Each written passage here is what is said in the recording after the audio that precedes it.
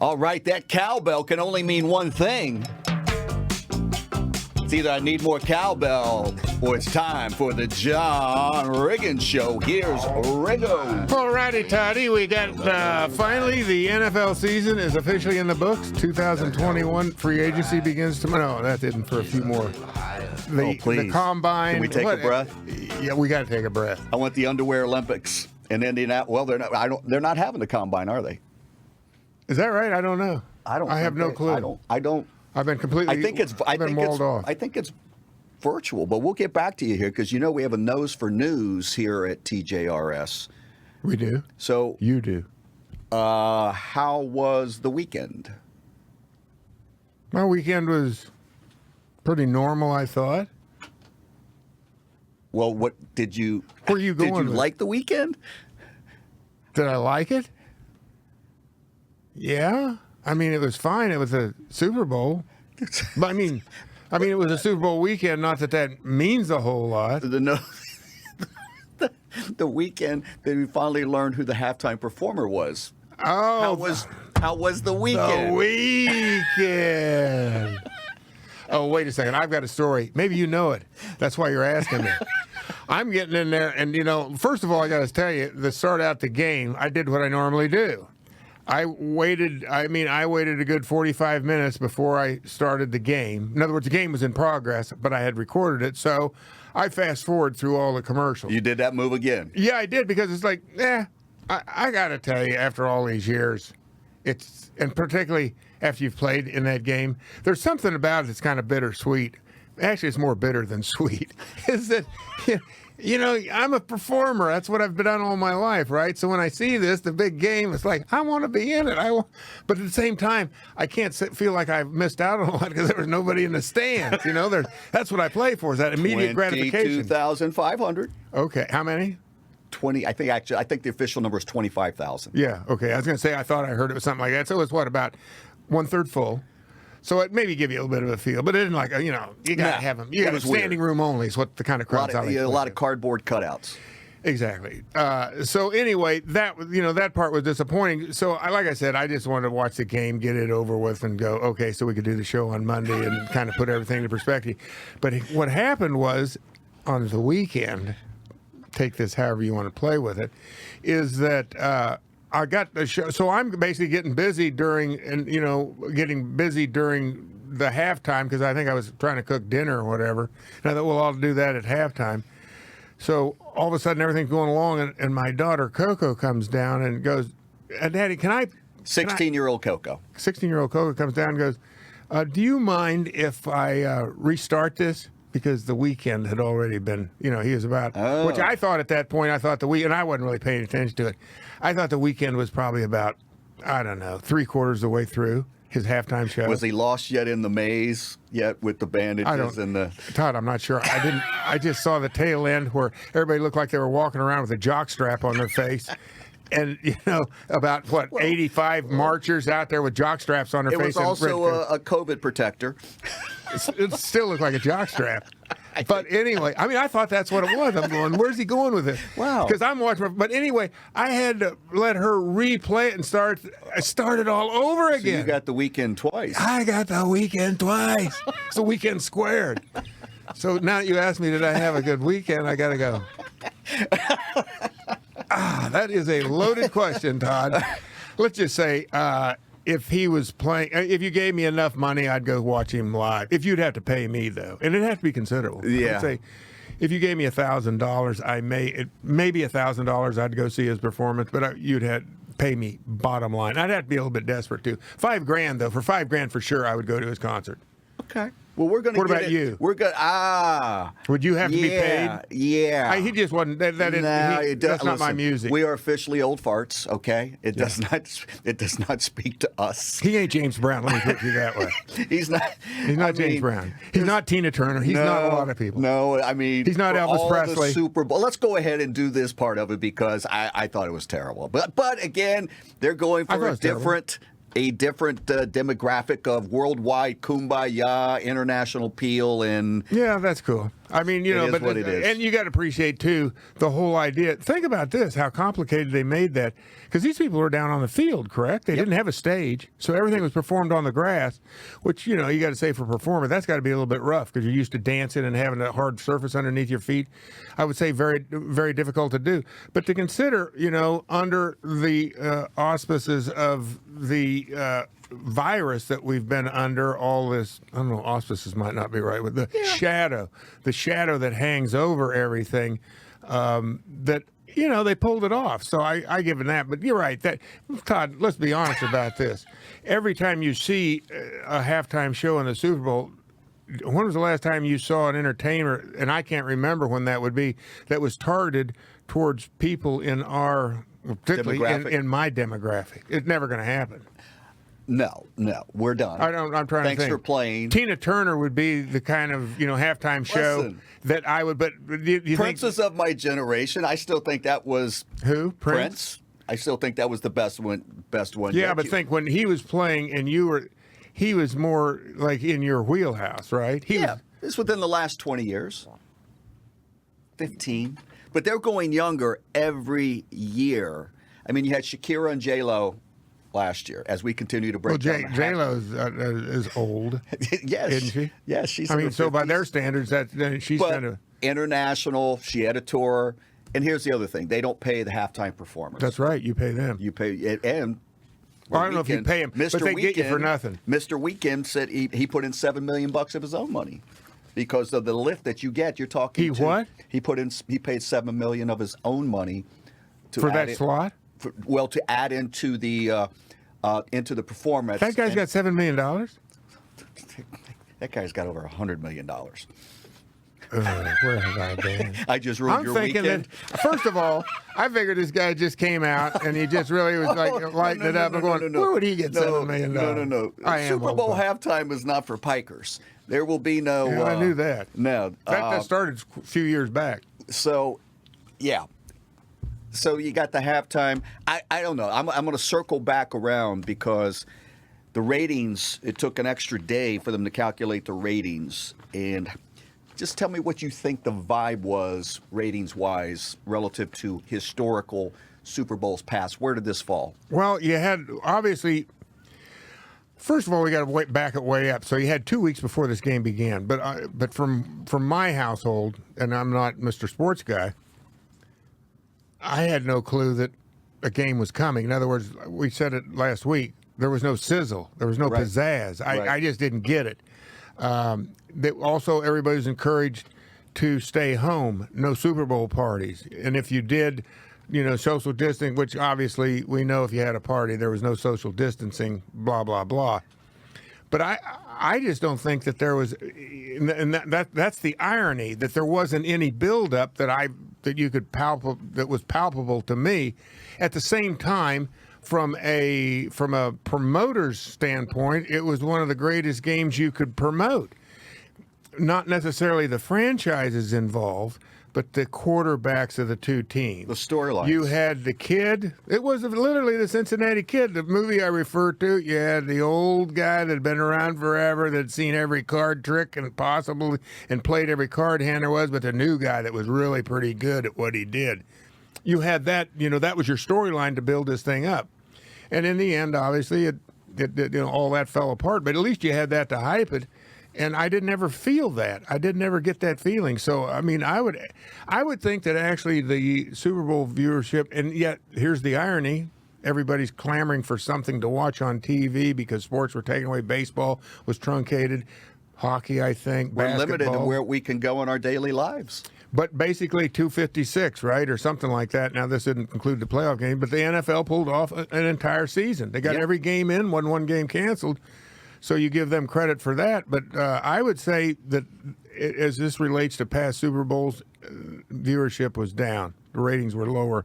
Or you're going to tell me they hit a new all-time high? You are correct. It was a clunker, lowest in 14 years. Is that right? 96.4 million watching. Now, they did have record streaming numbers, so that's why it took an extra day to factor those numbers in. But even with those numbers? Even with those numbers, because that added an additional 5.7 million viewers average minute audience. So they didn't get over 100? Did not. So streaming numbers will continue to grow because that's the way of our world, is that everything's being delivered. So what's that mean? Because when you say there were people watching this game on an app on their iPhone? Right. There are various, I believe it's Verizon and other ways that you could watch it digitally. Meaning that you could be watching it on a computer. So in other words, but you watch it on an actual television, could it either have been digital, what we're talking about here, or was that be counted in the TV No, ratings? that'd be counted in the TV numbers. Okay. So it depends on exactly how you consume the game. Right. So that was 96.4 million. It was 102 million last year. Kansas City knocking off San Francisco. And the most watched game, John, came in 2015 with 114.4 million viewers.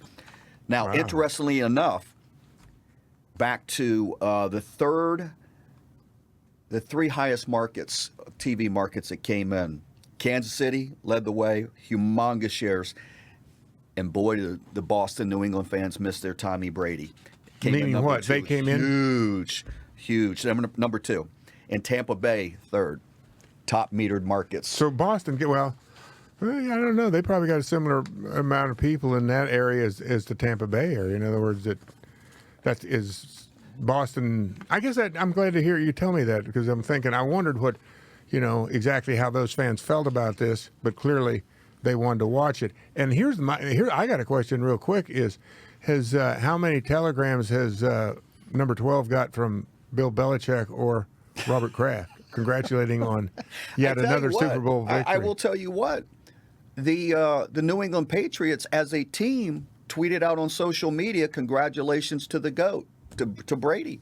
They actually did that and got rave reviews for being so magnanimous. Yeah, let's figure.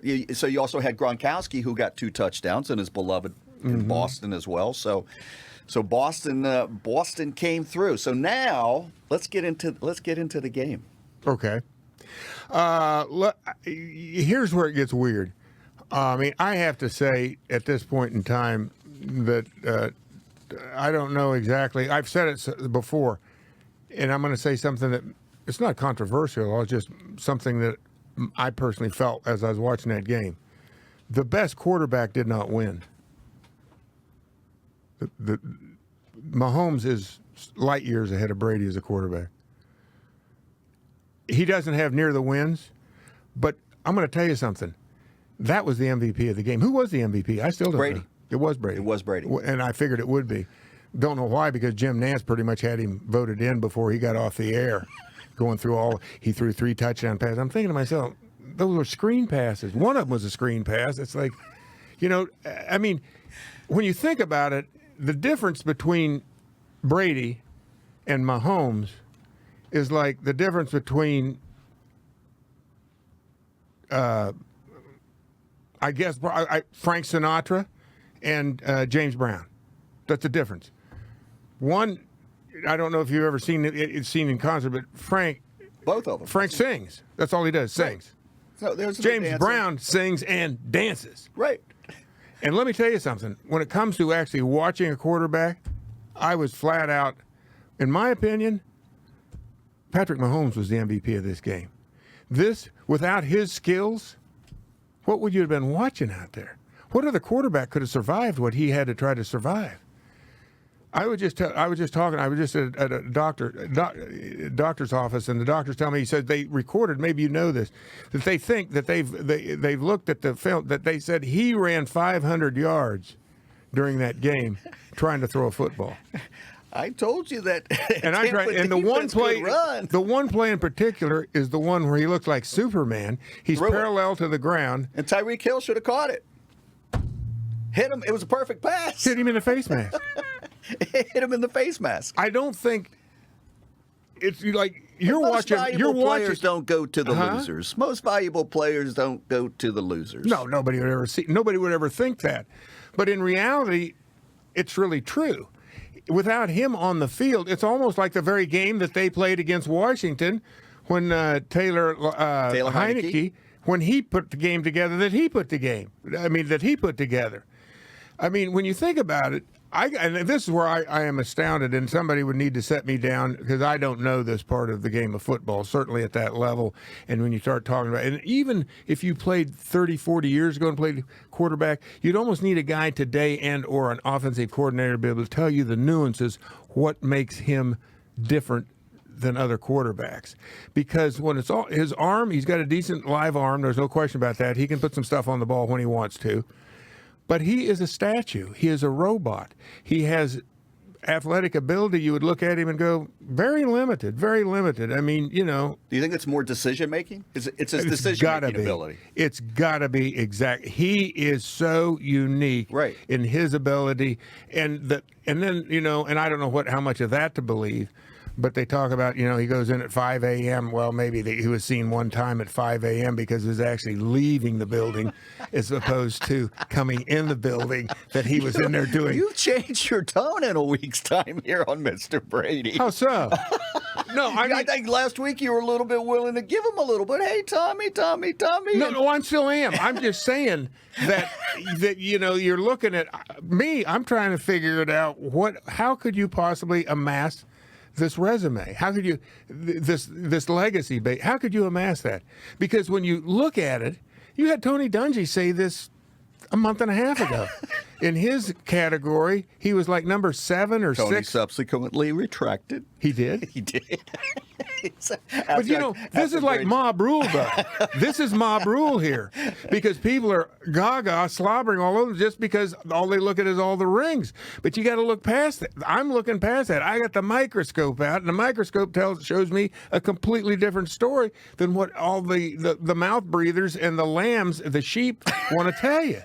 There is I just don't see it. But like I said, I'm actually trying to analyze it because there's something there that he has this really unique ability, and it has to be that he knows where to go with the football. But also keep this in mind.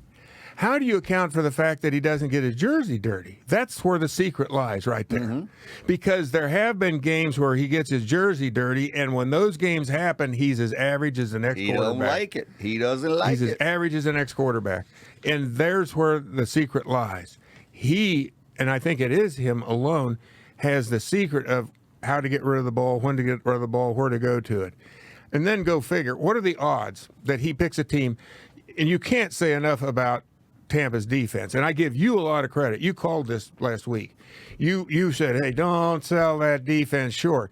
Well, you know, they come into town here, and Taylor Heineke turns them inside out almost, and I'm going, what defense? But at the same time, they destroyed Drew Brees. They destroyed Aaron Rodgers, and I'm going, you got to look at that. You got to beat the best. I mean, think about those quarterbacks you just said, and then finish it off with Mahomes.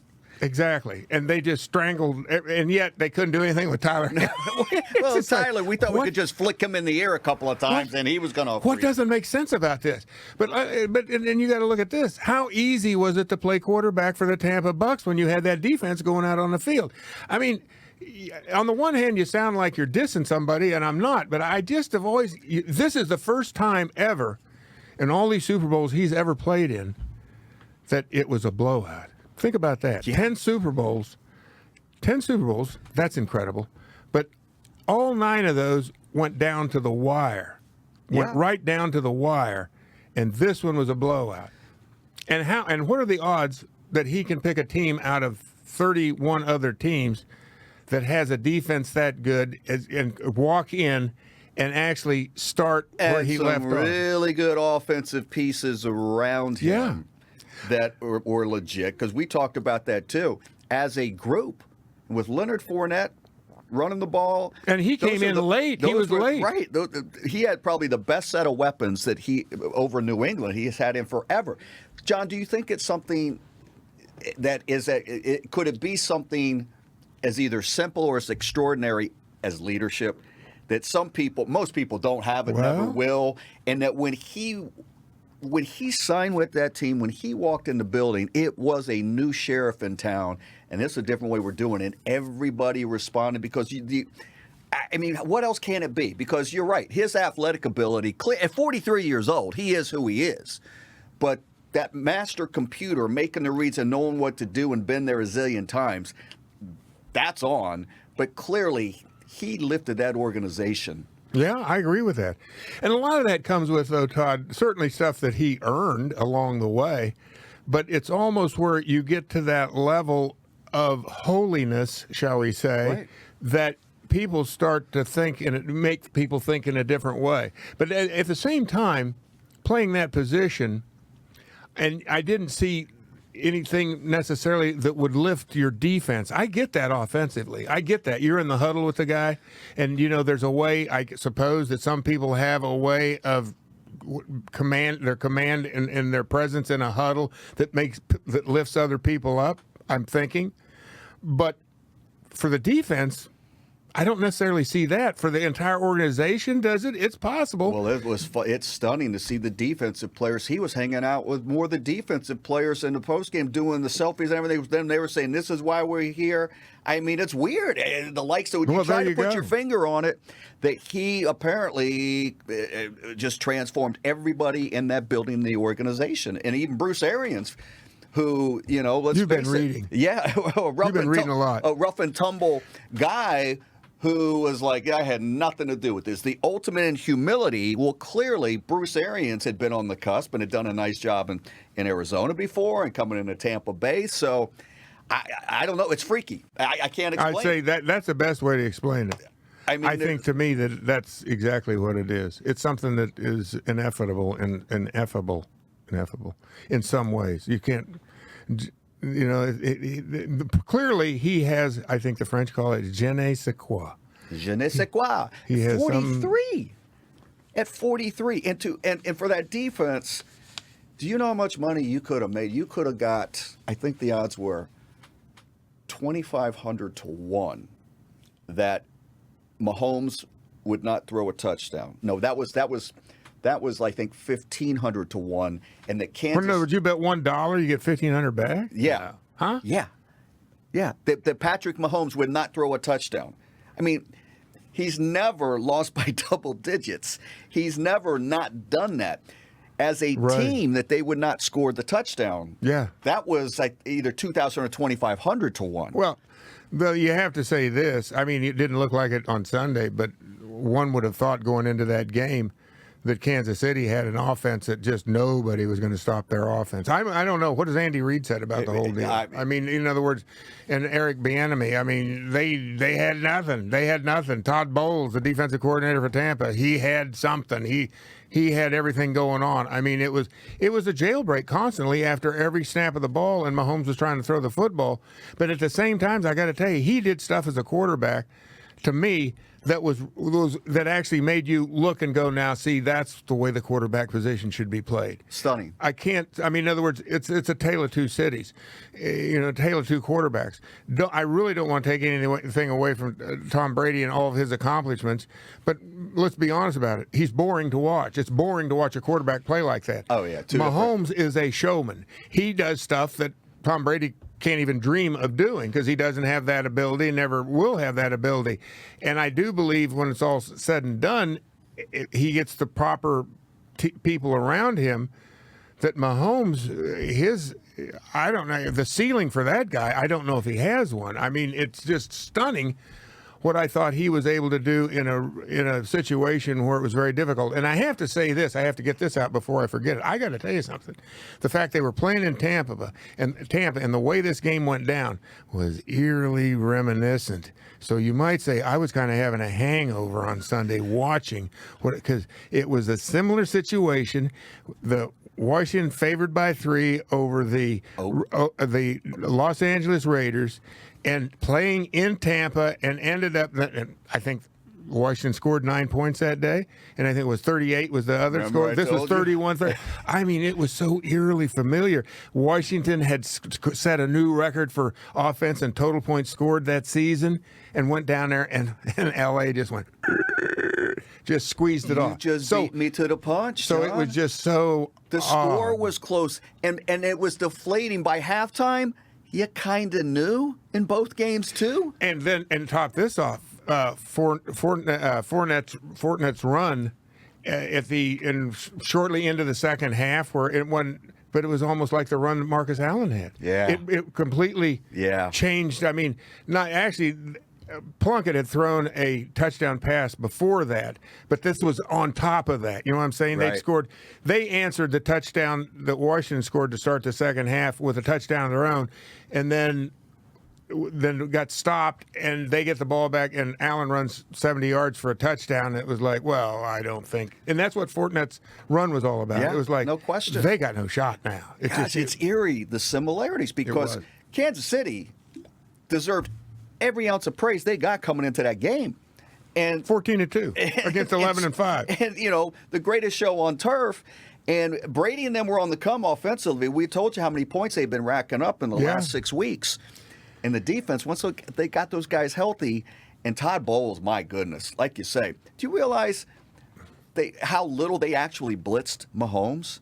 And they really played more zone, but the front line got it done for him. The defensive line got it done for him. Well, that makes me wonder because what was Kansas City missing both their offensive tackles? Right. That's the one thing we talked about earlier in the week. Both their starting tackles, and so that was the biggest thing probably. Because Mahomes was running for his life in the second half. Well, actually, in the first half it was the same thing, but then they were doing a great job of what do you call it, covering the receivers. Yeah. They couldn't get in, and then you had Kelsey, he drops a ball, which is, another stuff when you're trying to bail out.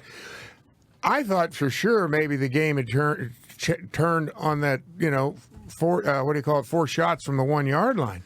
Right. The Kansas City defense holds them out. I mean, I'm going, that'll galvanize a football team like nothing else. Not really. No. I mean, that was when, and they come out of the 1 yard line, and that's the pass that Kelsey drops for a huge gain. They'd have gotten the ball about on the 30 then. It was like, it wasn't going to happen, guys. It's something going on. I say preternatural. There was Tampa as a city is rolling. I can imagine. But I'm wondering now. Team played in the World Series, team that won the Stanley Cup, team that won the Super Bowl. Three champions in 3 different. They don't have an sports. NBA team. That's right. They got to go to Orlando for that. That's right. But that's just right around the corner for them.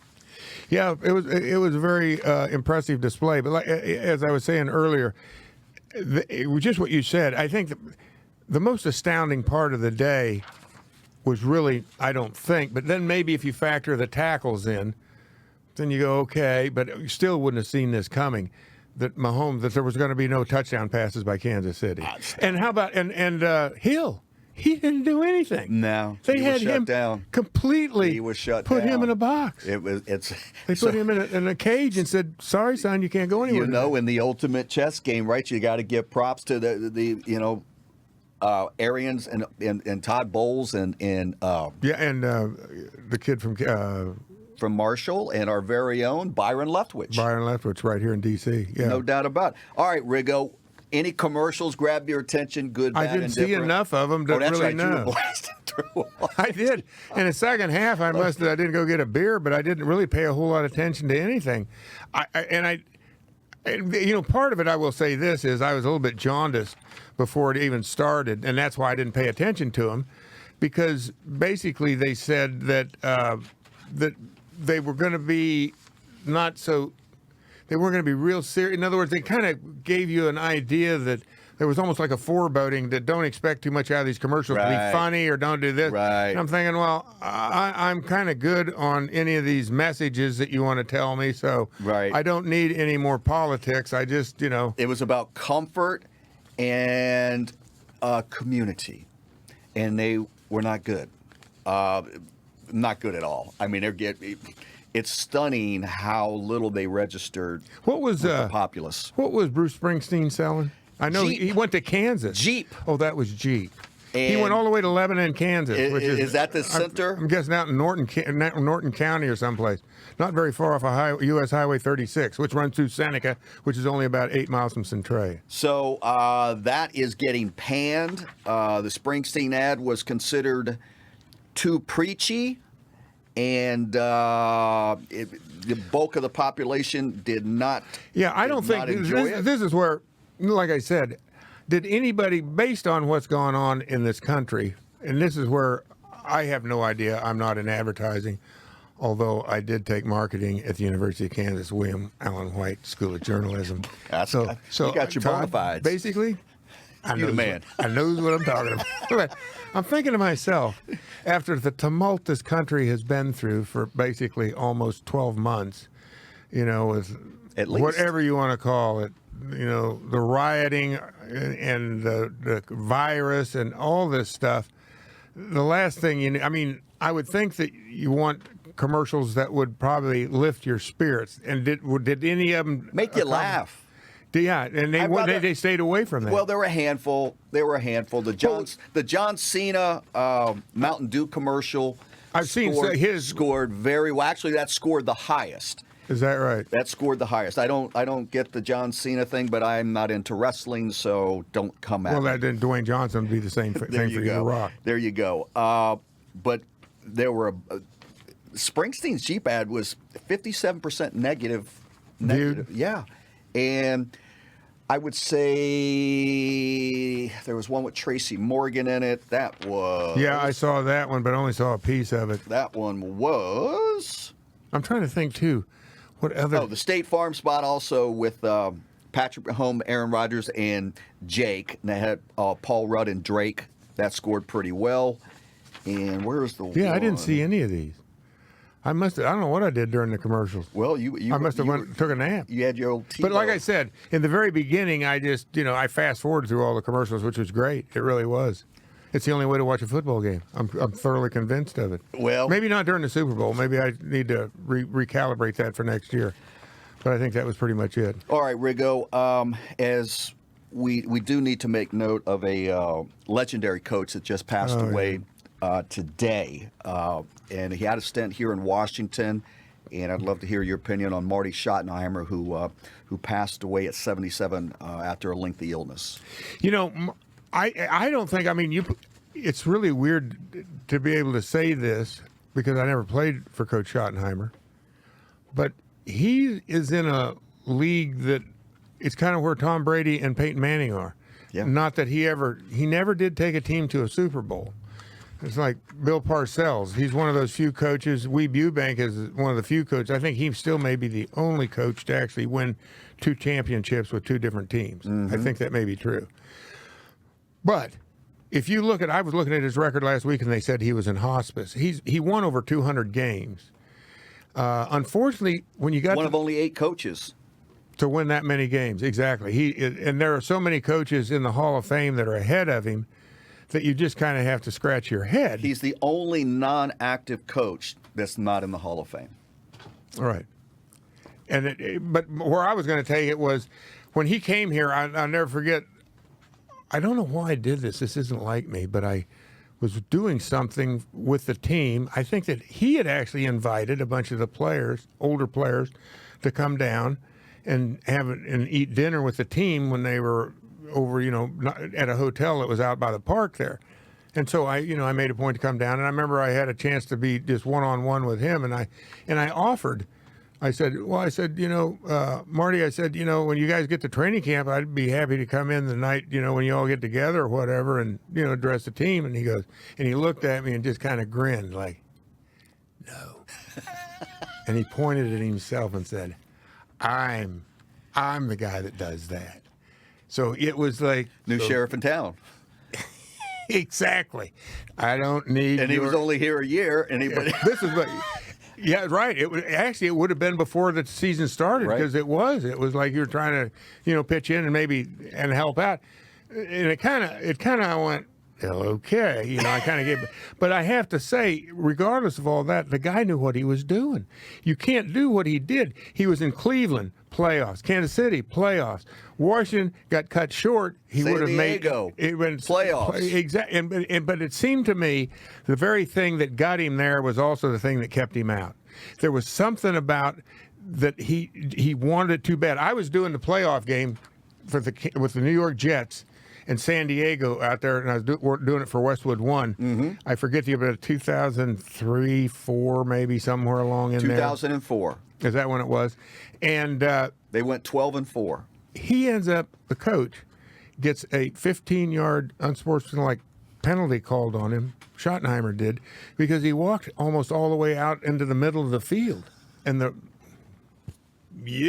I mean, I'm thinking, well, that may tell you that sometimes people want something so bad that they want it too bad, and it just always manages to just stay out of their grasp. And I think he might have been one of those guys, because you can't take anything away from him. He was a heck of a football coach to be able to do what he did. I mean, to me, that's postseason 13 times out of 21 years. And that's what I'm saying. That to me is the epitome. Not only where you can get in a situation and have a good run because you just had everything in the right, but to be able to pack it up, take it on the road, go to another franchise, and do the same thing. I'm telling you, to me, that's the mark. That's the mark of a guy that knows what he's doing. 3 franchises: Cleveland, Kansas City, San Diego. We'll never know here. We all knew that. Remember, would they start out 0-5? And finished 8-8 with Tony Banks as your quarterback. How many times do we have to say that? I mean, I'll tell you what. Here's another one for you. So after Joe Montana retired, he took the Chiefs back to the playoffs with these 2 quarterbacking legends, Steve Bono and Elvis Gerbach. Wait a second. Those were the quarterbacks? Yes. What do you mean, after Montana left? Montana left, yes. Oh. And that's kind of weird. Now, to flip this, because you bring up Joe Montana, I think before, I mean, if you're a former quarterback in the NFL, can you actually go out in public now? I mean, because people point at you and go, you're not Tom Brady. I mean, it's like, thank God he wasn't a running back. I would I'd probably go hang myself, because it's like, I mean. Joe had a nice Guinness beer commercial. Huh? Joe was pimping Guinness beer. In the Super Bowl. Oh, he was? Yeah. Well, what's odd about this, though, is, and we talked about this a little bit, but I don't think, to take any athlete in any sport, what pantheon is he in now? I mean, clearly, has he even transcended Tiger Woods? Tom Brady? Yes. Well, it's fascinating you say that, because, And I don't know if and who else is in that conversation. Well, here's who's in the conversation, and it's so funny, because this is where Twitter is such a cesspool, and so naturally, as everybody's got to gin up, oh my gosh, he's this, he's that. So now it goes to.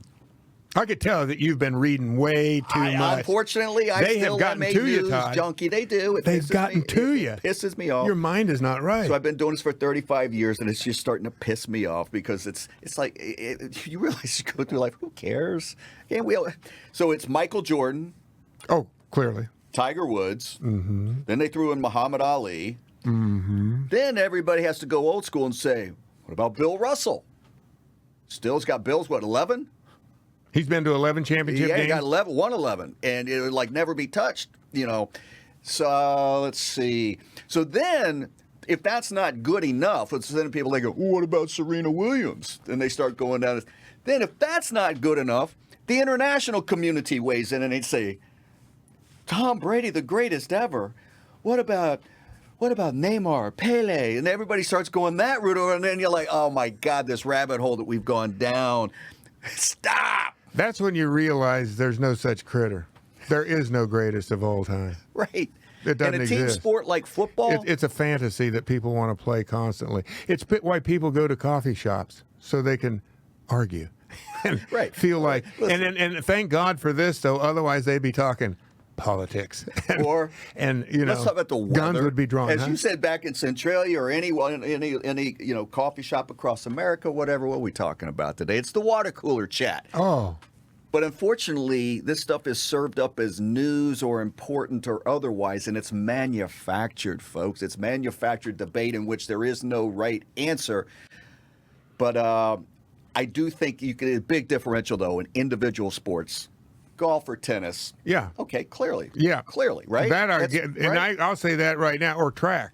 In other words, you ain't going to get an argument out of me that Usain Bolt is the greatest sprinter of all time. No question. Now, as I say that, though, I have to say Bob Hayes, Jesse Owens, give them today's modern techniques and ability to train, whole different critter, a whole different ball game. So, I think what you have to look at is, people that were peers in every era that goes by, and that changes from year to year. I honestly believe that. There's no such thing as somebody that would dominate, I mean, Goliath, back in 2000, I mean, the year 100, or was this before? I don't know when he fought David. I don't remember that battle, but he was kicking some serious booty out there back in those days. He didn't go against Tom Brady.